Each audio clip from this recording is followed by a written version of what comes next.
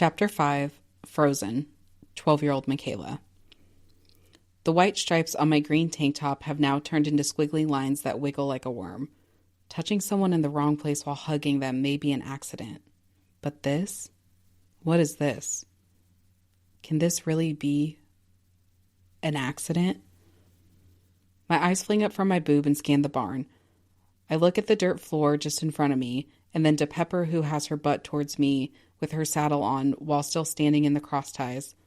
And then my eyes fling up to Todd's face. He may be only a couple inches taller than me, but he has enough height on me that I still have to look up to him. As I look up to him, his wrinkly face leans towards mine. "Have you ever had sex?" spills out of his lips. I stare at him straight in the eye. My brain races for an answer that makes sense. Hell, it races for a question that makes sense too. 3 voices begin. "No, of course not. Wait, why is this happening? How do I answer? Do I answer? Am I dreaming? I don't think I can speak." I may not be able to speak a word, but I can see everything. I can see a blank stare in his eyes, the seriousness of his question, the specks of chewing tobacco stuck in his teeth, and how his cheeks stand out more than his chin like a pillow stuffed under a fitted sheet. I think he's waiting for my answer, but I still can't speak. How long have we been standing here staring at each other? A second? A minute? An hour? I have no idea. I feel him remove his arm from around my back and step away so no parts of his body touch mine anymore. He takes another step back and then turns around to exit the barn. I try to take a step forward, but my legs won't move. Maybe it's just my right leg that won't move. I consciously switch my focus to my other leg and try to get a step forward. Nothing. Oh no. It's not just my legs. I can't get any of my body parts to move. Not even my eyes. They haven't stopped looking at the rusted latch on the second stall door since Todd walked away. I don't know what to do. I have 2 stalls left to clean, and I can't even move, let alone clean stalls. Pepper kicks at a fly, and it startles me into movement. My eyes move from the rusted stall latch to Pepper. I feel my legs jolt for a second, and then they start to tingle. Pepper, Pepper, Pepper. Pepper. Pepper is still in the cross ties. I need to get her unsaddled and into her stall so she can finish her breakfast. Pepper. Focus on Pepper. Walk towards Pepper. Get Pepper's saddle off, I repeat to myself. My eyes leave Pepper and I stare at my feet. Okay, I learned how to walk once. I can learn how to do it again. I focus my eyes on the toe of my cowboy boots where my pant leg hits them. "All right, Michaela," I say out loud to myself. "Just focus on the dirt in front of your boot and take one step at a time." I continue to stare at my boots in the dirt. I hope that if I stare long enough, my legs will eventually start to move on their own. Pepper kicks at a fly again. "Breathe, Michaela," I say out loud.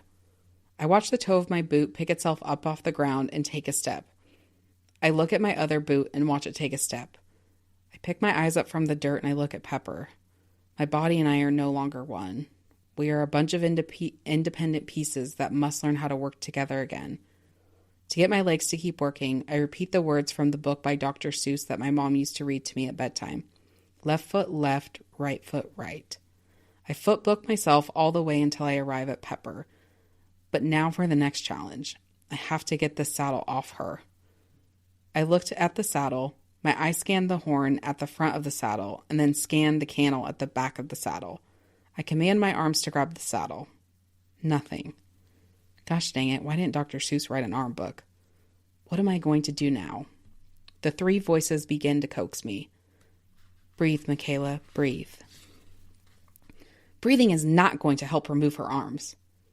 It will remind her that she has arms. Well, aren't you a genius? I haven't heard you come up with a better idea yet. Will both of you just be quiet for a minute? I'm trying to talk to my arms. Okay, arms, I say to my arms. You pick up hay bales, remember? You can lift a saddle too. I try to lift my arms to grab the saddle again, and the only thing that moves is my biceps, as if they're about to start dancing to the chicken dance. Na na na na na na na. I find the bottom of my rib cage and take a deep breath. Come on, arms, you got this. I say out loud once more. I start moving my fingers, and a feeling fills my arms.